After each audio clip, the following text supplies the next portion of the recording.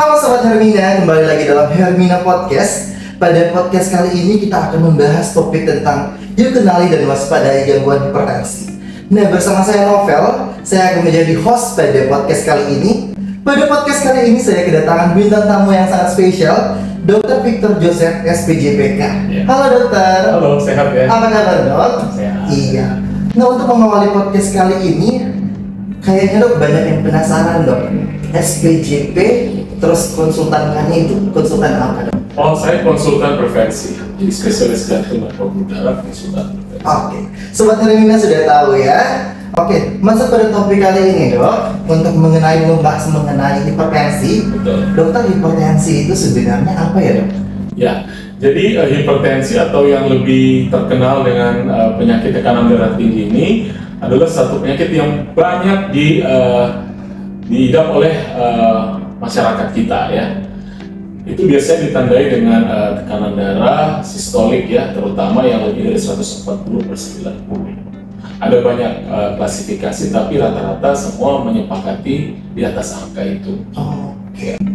Jadi untuk itu dok, kapan sih dok pertama-tama orang itu akan dikatakan hipertensi dokter? Ya, tentu ketika dilakukan pengukuran tekanan darah dan menunjukkan angka seperti itu. Tapi tentu pengukuran tekanan darah tidak dilakukan hanya sekali ya. Oke. Itu harus dilakukan sedikitnya 3 kali dengan selang waktu minimal 10 menit misalnya ya. Dan pasien harus dalam kondisi yang tenang. Jadi tidak boleh dia baru habis lari atau buru-buru, habis marah-marah gitu. Jadi minimal dia istirahat selama setengah jam dan didapatkan angka seperti itu, kemungkinan besar itu memang penyakit hipertensi. Oke, berarti nggak semerta-merta langsung pertama kali langsung dinyatakan hipertensi ya dok? Tidak. Oke.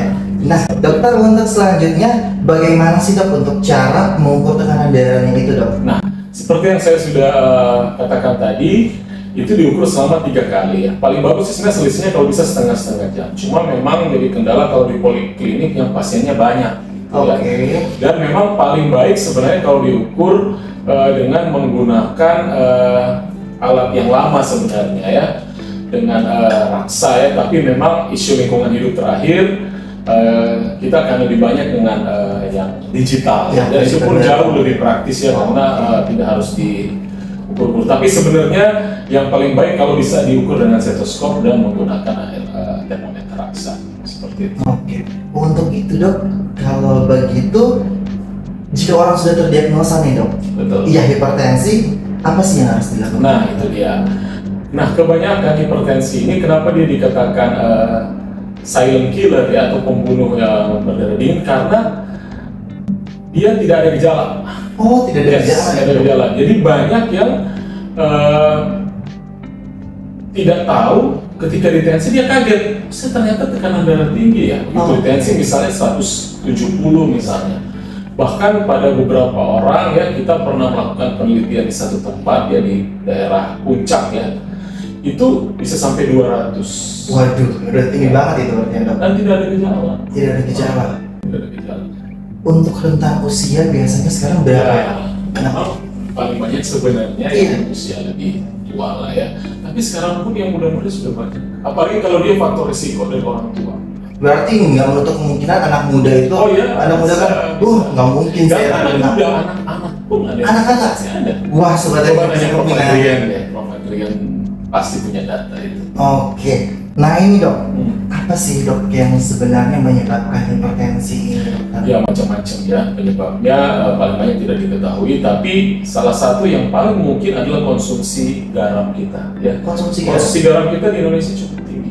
Oke, Ya, itu salah satu. kalau di Manado bagaimana dok? Wah, saya rasa tidak banyak berbeda. Oke, Ya. kayaknya di Manado lebih sering ya dok makan yang Makanya asin-asin. sebenarnya kalau kita makan sebaiknya dipisahkan garamnya. Jadi jangan langsung campur satu kali. Oke, jadi diukur-ukur ya dok. Ukur garamnya. Oke, nah ini dok, kalau bahaya dari hipertensi sendiri. Nah itu sebenarnya kita takut sih bahayanya, atau kalau istilah medisnya komplikasinya. Komplikasinya apa aja? Pertama, di ginjal ya. Dia ada yang sampai bisa menyebabkan gagal ginjal. Terus di jantung ya. Di jantung bisa menyebabkan gagal jantung ataupun penyakit jantung koroner ya. Kemudian di neurologi ya, atau di persarafan bikin stroke ya. Banyak sekali angka stroke. Dan jangan lupa juga komplikasinya di mata ya, bisa menyebabkan masalah di penglihatan. Jadi dia bisa menyerang berbagai macam Itu dia, aspek ya, Dok? komplikasinya banyak. Kayak diabetes ya, target organnya juga sama. Untuk dari pasien yang hipertensi sendiri, Dok, apakah dia ada diet-diet Oh, khusus? itu justru yang paling penting ya, dan itu yang paling menantang buat kita di daerah ini ya. Di satu daerah yang punya kultur makan-makan. Sebentar lagi mulai ucapan syukur. Bentar lagi, Ya, Dokter. itu dia ya. Jadi konsumsi garam kita harus dibatasi ya. Mungkin sudah seharusnya juga sebenarnya jangan menunggu sudah sakit ya. Kita pun yang masih sehat ya. Iya. Kalaupun juga kita belum hipertensi, kita sudah harus mulai mengurangi garam. Ya, mulai mengurangi garam sehingga menurunkan pula kemungkinan kita untuk menderita tekanan darah tinggi. Betul sekali. Soal yang sangat bermanfaat. Ya, nah sekarang kayaknya banyak yang penasaran nih. Apakah ada cara, Dok, untuk mencegah hipertensi itu sendiri, Dok? Nah, pas kali ya tanggal 17 Mei ini ya, kita memperingati itu sebagai hari hipertensi. Hari hipertensi. Sehingga menjadi satu momentum yang baik untuk meningkatkan kesadaran kita ya, atau awareness dari publik terhadap bahaya dari hipertensi ya. Nah, salah satu cara yang paling mudah adalah olahraga. Olahraga? Ya, olahraga apa, itu Dok? macam-macam, bisa dengan jogging ya. Intinya bahwa kita bergerak ya, sehingga menyebabkan pembuluh darah kita itu lentur. Karena yang jadi masalah adalah stiffness kan, kekakuan pembuluh darah itu yang sangat tends to be hypertension. Berarti nggak perlu olahraga yang berat-berat banget ya, Dokter? 2-3 kali seminggu dengan intensitas sedang, dengan durasi 30 menit sampai 1 jam itu sudah sangat membantu. Oke. Untuk olahraga sendiri ada nggak sih, Dok, yang harus diperhatikan? Oh iya, itu ada orang-orang dengan keterbatasan tertentu ya, misalnya ada masalah atau gangguan di persendian ya, tentu jangan memilih olahraga yang intensitasnya berat misalnya ya, bisa dengan renang atau yang ringan-ringan yang tidak membebani sendi. Selanjutnya ya terserah, olahraga apapun yang penting kita enjoy. Kita jalaninya dengan senang gitu, sehingga tanpa sadar kita membakar kalori dan kita menurunkan risiko untuk hipertensi. Nah, kalau sudah terkena nih, Dokter, Ya. apa yang harus dibatasi? Kalau sudah terkena ya harus minum obat. Obat? Ya, ada obat. Obatnya macam-macam dan berkembang terus obat-obatnya, banyak yang baru. Tapi secara garis besar ada yang golongan ACE inhibitor, kemudian angiotensin receptor blocker, ada yang golongan beta blocker, golongan calcium channel blocker, dan diuresis. Biasanya dia ABCD itu. Nanti kita yang akan melihat obat mana yang paling cocok untuk setiap pasien. Karena ya no one size fits all. Oke, untuk pengobatan sendiri terapinya berarti dengan obat-obatan? Ya. Oke. Tapi biasanya itu kalau dengan diet dan gaya hidup tidak mempan. Oke. Jadi selalu kita sarankan kurangi garam dulu, kemudian olahraga, kita evaluasi lagi dalam 3-6 bulan. Kalau ternyata tensinya masih tetap tinggi, mau tidak mau, ya harus minum obat. Dan itu seumur hidup.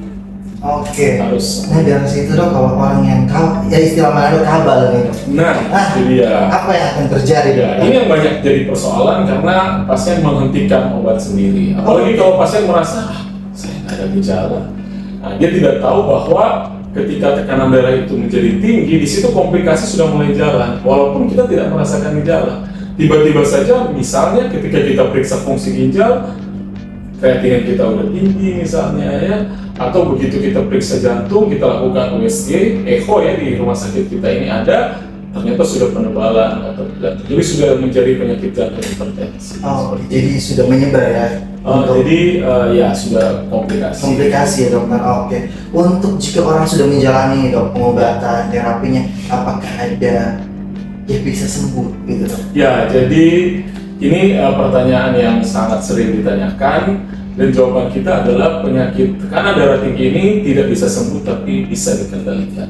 Dikendalikan? Ya, tapi kalau sembuh nggak bisa sembuh. Oke. Jadi untuk sobat Hermina sangat penting ya, Dok, untuk menjaga tekanan darah. Penting sekali. Masih tekanan darah. Nah, Dokter ada tips-tips nggak nih, Dok, untuk terakhir kali untuk sobat Hermina semua? Betul. Jadi salah satu aspek penting adalah pengelolaan stres juga ya. Karena kadang-kadang juga kenapa tekanan darah kita tinggi karena kita mungkin sering marah-marah, ya. Atau apalagi kalau beban pekerjaan lagi tinggi ya, otomatis kita tambah stres, tambah terbeban. Nah itu juga sedikit banyak akan mempengaruhi tekanan darah kita. Jadi kita harus lebih enjoy. Gitu ya, lebih menjalani hidup itu dengan happy. Gitu. Me time gitu. Ya. Berarti penting ya dok. Penting juga itu. Oke, Sobat Hermina sangat bermanfaat untuk podcast kita kali ini. Yes. Dokter, terima kasih banyak dokter untuk informasinya. Nah, Sobat Hermina, sekedar informasi, Dokter Victor itu praktik juga di Rumah Sakit Hermina Manado. Setiap hari apa dok? Saya setiap Senin, Rabu dan Jumat. Oke, jadi untuk Sobat Hermina mungkin ada keluhan mengenai jantung dan pembuluh darah, bisa ya dok untuk konsultasi ke dokter? Bisa. Iya, dokter sangat terbuka untuk menjawab semua pertanyaan dan tentunya sangat profesional dalam bidangnya. Nah demikian podcast kita pada hari ini. Dokter Victor terima kasih banyak. Sampai jumpa dokter pada podcast selanjutnya. Ya. Sehat selalu dokter. Ya. Sampai jumpa Sobat Hermina. Bye.